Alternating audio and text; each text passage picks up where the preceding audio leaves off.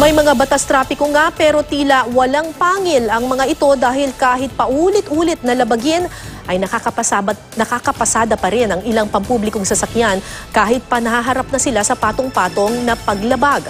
Narito ang News to Go ni Tina Pangaliban Perez.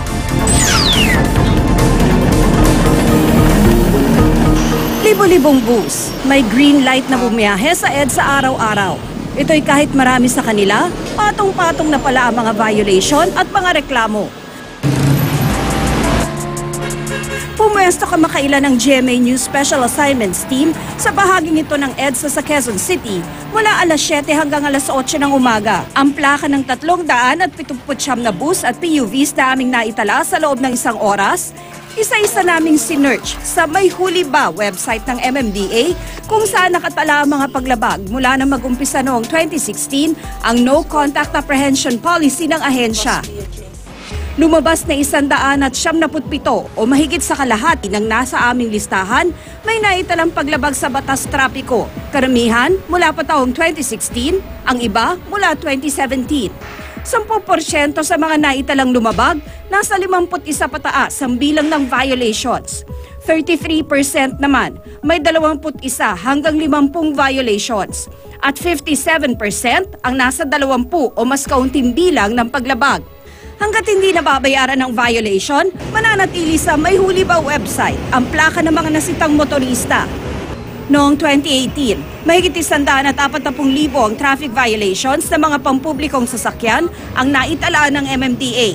Madalas na violation, obstruction, disregarding traffic signs, illegal parking, bus PUJ lane, at loading and unloading in prohibited zone. Sa kabila ng paulit-ulit na paglabag, patuloy na nakababiyahe ang mga pasaway na driver sa mga lansangan. Wala pa tayong ganyang batas na nagsasabi na pagka certain number of violations ay masususpindi ka o nakakansila ang iyong lisensya. Kapag nahuli ka namin ng illegal parking ng 5 beses, kukumpiskay na namin sa sasakyan. Walang ganun.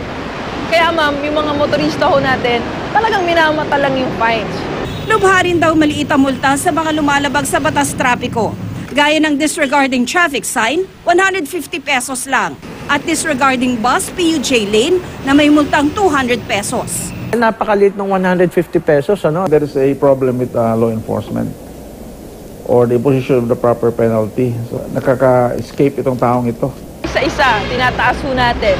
Ito hong illegal parking, kung maalala nyo ma'am, nagsimula sa 500, ngayon ho, nasa 1,000, 2,000. Obstruction ho, na dating 150, naging 1,000. Kumikilos naman daw ang Land Transportation and Franchising Regulatory Board o LTFRB laban sa mga operator na may mga pasaway na driver. Consequence, pag may mga violations, we can cancel the franchise. Yun lang naman, di ba? I mean, fear of punishment. Not only the drivers, but also the franchise owners. They should be disciplined too. Pinadaraan daw ngayon ng LTFRB ang mga driver sa kanilang Drivers Academy para maturuan ukol sa kaligtasan at mga batas trapiko. Tina Pangaliban Perez, GMA News.